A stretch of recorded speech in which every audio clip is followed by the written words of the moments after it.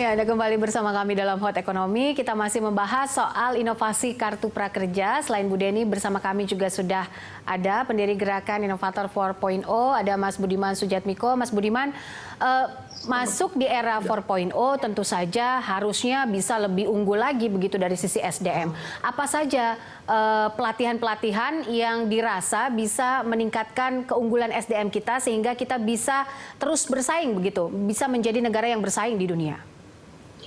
Iya, gini Mbak ya, jadi ada Mbak Deni juga mungkin penting juga diperhatikan bahwa yang dibutuhkan hari ini adalah manusia yang seperti apa sih yang bisa survive, dan saya pikir ini bisa harus dipekerjakan. Pekerja adalah satu, kita tahu bahwa kebanyakan orang unggul seperti China, seperti Amerika, seperti negara-negara Eropa Barat atau Israel. Kenapa mereka unggul sih dalam inovasi teknologi? Ya, satu, ada dua cara. Penguasaan sains dasar, basic science, matematika plus sains dasar, fisika, biologi, kimia, kira-kira gitu. Atau kemampuan orang untuk melakukan pengamatan, modifikasi, dan peniruan atas produk-produk teknologi yang lain. Jadi menurut saya, di era sekarang ini kalau kita ingin survive adalah kemampuan kita untuk melakukan tindakan mengamati, memodifikasi, dan meniru produk negara lain. Dan kemudian disesuaikan dengan produk kita. Saya kira Cina, Jepang dulunya waktu kebangkitan teknologinya adalah kemampuan melakukan pengamatan dan modifikasi dan peniruan terhadap teknologi negara-negara Barat, Amerika atau Eropa. Nah, saya pikir Kartu Prakerja hari ini boleh ada wilayah-wilayah paket-paket untuk belajar menjalankan, belajar mengkonsumsi produk teknologi, nggak apa-apa. Mungkin sebagian besar kita seperti itu. Tapi juga tawarkan paket-paket di mana masyarakat itu bisa diajari ngoprek, diajari membongkar, diajari berpasang produk-produk teknologi yang mereka konsumsi, mereka pakai sehari-hari, dan kemudian pengamatan terhadap produk-produk handphone, produk-produk jam tangan, produk-produk televisi, produk-produk laptop, atau apapun. Saya pikir ini penting untuk itu.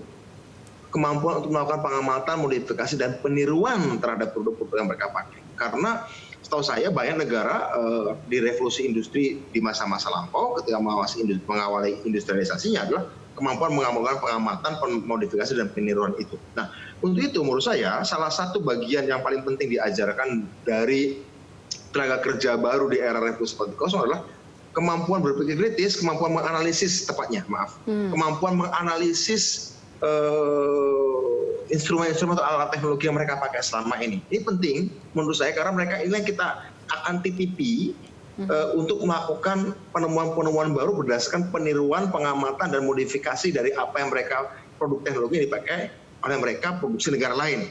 Saya kira seperti itu, saling jiplak-menjiplak dan dalam tanda kutip colong-mencolong ilmu dan teknologi dari negara lain. Saya kira itu yang harus dilakukan. Karenanya kemampuan digital, ya, literasi digital atau kemampuan digital mulai dari sekedar menggunakan handphone, menggunakan laptop, sampai kemampuan membuat algoritma aplikasi-aplikasi baru, hasil peniruan dan pengembangan produk-produk sebelumnya itu menjadi penting dibutuhkan.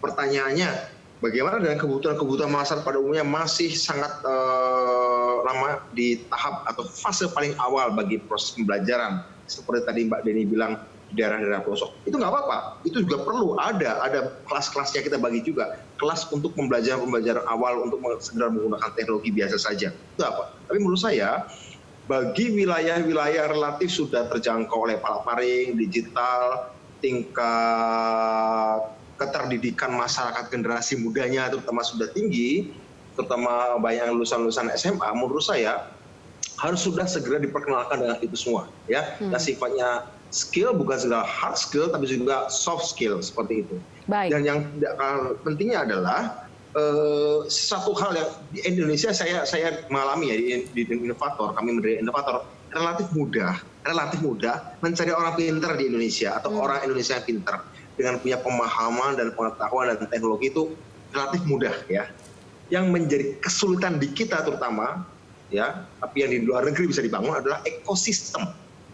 Ekosistem pembelajaran dan ekosistem bekerja, pembelajaran, bekerja, belajar, bekerja, bekerja. Bekerja, belajar, belajar, bekerja, belajar, bekerja, belajar, bekerja. Ekosistem, link and match di dalam masyarakat, di dalam komunitas, itu yang belum sepenuhnya terbangun. Sehingga maaf menurut saya, kami mengusulkan agar kartu prakerja, meskipun tentu saja ini di luar tujuan dari program kartu prakerja, tapi mestinya harus dikomunikasikan dengan kementerian-kementerian yang lain, Kementerian Perdagangan terutama, adalah bagaimana membangun ekosistem di dalam negeri, orang untuk kemudian juga mampu menghargai dengan cara membeli, dengan cara mengkonsumsi produk-produk inovasi putra-putri dalam negeri, hasil dari program kartu prakerja, hasil dari program pengamatan, modifikasi dan peniruan yang dipelajari oleh anak-anak Indonesia dari produk luar negeri. Saya kira ini penting membangun gerakan seperti itu. Komunitas kartu prakerja adalah komunitas pembelajaran, itu bagian hulunya ya, bagian hulunya. Tapi saya kira harus dibangun juga bagian hilirnya juga ya, untuk sehingga kemudian terbangun ekosistem. Karena jika terbangun ekosistem dan kemudian ada hasil, bahwa hasilku juga dikonsumsi oleh ekosistem yang terbangun dari gerakan ini, maka orang juga akan senang. Oh iya, ternyata kalau saya mengamati, memodifikasi, meniru produk handphone buatan Korea Selatan atau buatan Cina dan saya modifikasi dengan karya saya atau karya komunitas saya, dan kemudian dia laku, maka kemudian itu menjadikan insentif atau rangsangan bagi saya untuk memodifikasi, meniru, mengamati produk-produk teknologi lain untuk bisa saya aplikasikan dan kembangkan. Saya kira ini menjadi sangat penting. Baik. Saya kira itu. Oke, baik. Di tengah kondisi volatilitas dunia global yang tidak menentu saat ini, dan dengan kondisi trade war antara misalnya Cina dan juga Amerika, harusnya Indonesia bisa menangkap peluang ini. Tadi seperti yang Mas Budiman bilang bahwa dari sisi hulunya ada dua, science basic science, kemudian juga analytic thinking yang akhirnya nanti akan berpengaruh kepada sisi hilirnya, yaitu bagaimana menciptakan link and match dan juga ekosistem itu agar semuanya terserap oleh industri. Ini tantangan pasti, Bu Deni. Bagaimana? Jadi tadi yang disampaikan oleh Mas Budiman betul, basic science sama math serta pengamatan, peniruan dan modifikasi. Nah, terkait dengan ini perlu saya sampaikan bahwa di board tim pengarah kebijakan dari program Kartu Prakerja ada Pak Nadiem di situ. Jadi tidak hanya Pak Erlangga, tapi wakilnya adalah Pak Muldoko. Di situ ada board ministers, kalau tidak salah ada 6 ministers, di mana di situ ada Ibu Menaker dan ada Pak Nadiem. Kenapa? Karena Kartu Prakerja ini sebenarnya komplement dari pendidikan formal. Nggak bisa dong pelatihan yang itu hanya beberapa bulan atau beberapa jam dengan multiple modul itu menggantikan yang pelatihan 3-4 tahun di bangku sekolah atau kuliah. Karena itu harus kemudian klop seperti ini. Jadi misi, tapi kan kita tahu bahwa pendidikan itu lama, returnnya lama. Nah, sedangkan untuk yang pengetahuan-pengetahuan praktis yang oke deh, saya pengen tahu ini itu digital marketing dan segala macam, bahasa Inggris yang praktis untuk saya bekerja sebagai misalnya saja travel agent dan segala macam, itu seperti apa? Nah, yang terjadi adalah Kartu Prakerja kemudian chip in masuk mengisi kekosongan itu. Yang lain adalah tadi yang disampaikan bahwa disampaikan Mas Budiman bahwa komunitas prakerja adalah komunitas pembelajar. Ini langsung saya tulis. Karena apa? Memang misinya seperti yang ada di website kami adalah lifelong learning. Kita pingin bangsa Indonesia menjadi bangsa pembelajar seumur hidup. Selama ada hayat di kandung badan, kita belajar terus. Karena apa? Dunia berubah terus. Kita misalnya pensiun umur 55, kita kemudian bisa punya usaha untuk tetap kemudian produktif dan memastikan kita tetap punya kontribusi kepada society. Oke, baik. Kontribusi kepada society itu kata kunci yang saya tangkap saat ini. Mungkin yang terakhir adalah closing statement dari Mas Budiman, apa yang akan disampaikan inputnya begitu, supaya ini bisa cepat dilakukan inovasinya, kemudian efektif dan langsung terserap oleh industri. Oke. Begini, tadi Mbak Deni menegaskan mendukung soal masyarakat pembelajar. Begini, bedanya belajar di era revolusi 4.0 dengan belajar sebelum 3.0. Entah pembelajaran, ada pembelajaran ilmu basic dasar atau pembelajaran vokasional. Bedanya gini, dulu orang belajar untuk bekerja. Orang belajar, orang kuliah tinggi-tinggi pengen dapat pekerjaan. Di era revolusi 4.0 kita balik. Orang bekerja itu untuk belajar. Karena apa? Karena tiap saat muncul ilmu baru loh. Setiap saat muncul data baru, diekstrapolasi, udah muncul kecerdasan baru itu tiap saat. Saya tiap minggu, tiap malam saya nonton kuliah-kuliah di MIT secara gratis. Kemudian kita bicara tentang beberapa pelatihan-pelatihan.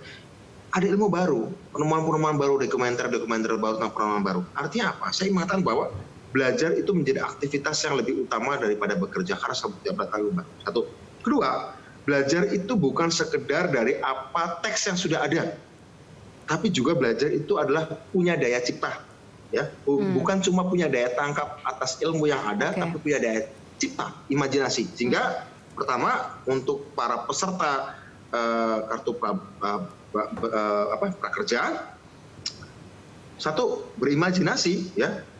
Google, Facebook itu kalau bukan hasil dari karya imajinasi plus algoritma nggak akan terjadi itu Facebook atau Google. Imajinasi orang untuk belajar meskipun tanpa keluar dari kamar, itu kan imajinasi. Tanpa harus ke perpustakaan, aku punya akses pada jutaan artikel. Itu kan imajinasi kan. 20 tahun lalu orang berpikir, gimana ya aku nongkrong di kamar, tapi bisa ngakses jutaan artikel. Ya, imajinasi itu diwujudkan dalam algoritma. Jadi satu, generasi pembelajar lewat kartu prakerja adalah satu, tumbuhkan imajinasi. Kedua, berilmu pengetahuanlah. Ya. Berilmu pengetahuanlah itu penting. Dan ketiga, bersolidaritaslah, berkolaborasilah, bersosial network lah, bergotong royong lah. Itu saya pikir 3 prinsip belajar dan bekerja di era revolusi 4.0. Berimajinasi, berilmu pengetahuan, dan bergotong royong. Baik, oke. Berimajinasi, berpengetahuan, dan bergotong royong. Terima kasih Mas Budiman untuk inputnya. Dan ini sudah ditangkap juga oleh Bu Deni. Bu Deni, terima kasih juga sudah menjawab segala kegalauan ya orang-orang di Indonesia terkait kartu prakerja ini. Semoga ini bisa lebih efektif. Amin. Inovasinya juga tidak ada hambatan dan tantangan ke depannya. Baik, terima kasih.